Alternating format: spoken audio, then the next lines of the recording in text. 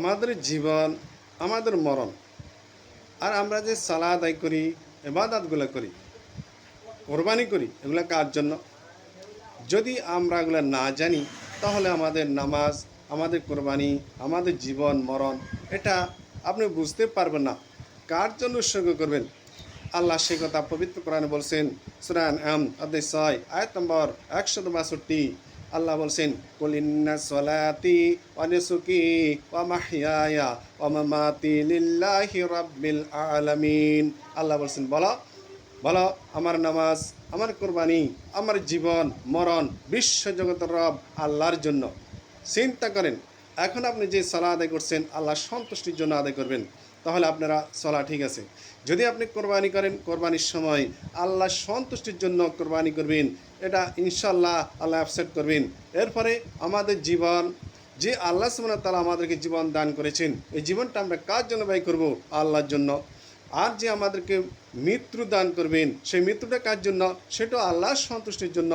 তা আল্লাহর সন্তুষ্টির উপর থেকে আপনাকে কাজ করতে হবে আর ইবাদত করতে হবে আল্লাহর সন্তুষ্টির জন্য।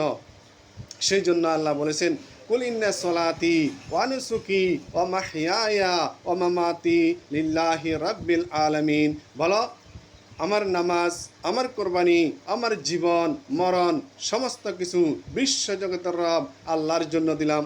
এই কথা আপনি বলতে পারবেন তখন, যদি আপনি সব কিছু আল্লাহর সন্তুষ্টির জন্য করেন। যদি আপনি মানব জাতিকে দেখানোর জন্য করেন, তাহলে আপনার এমন কথা বলার কোনো যুক্তি আসে না, আপনি বলতে পারবেন না।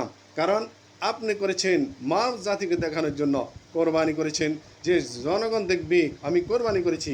নামাজ পড়েছেন লোক দেখানো মানুষের জন্য, মানুষে দেখুক আমি নামাজি, তাহলে আপনাকে দুনিয়াতে কিছু পাবেন না, আখিরাতে তো নেই। আল্লাহ বলছেন, সেই জন্য আমাদের নামাজ, আমাদের কোরবানি পবিত্র কোরআনের মাধ্যমে জানিয়ে দিলেন।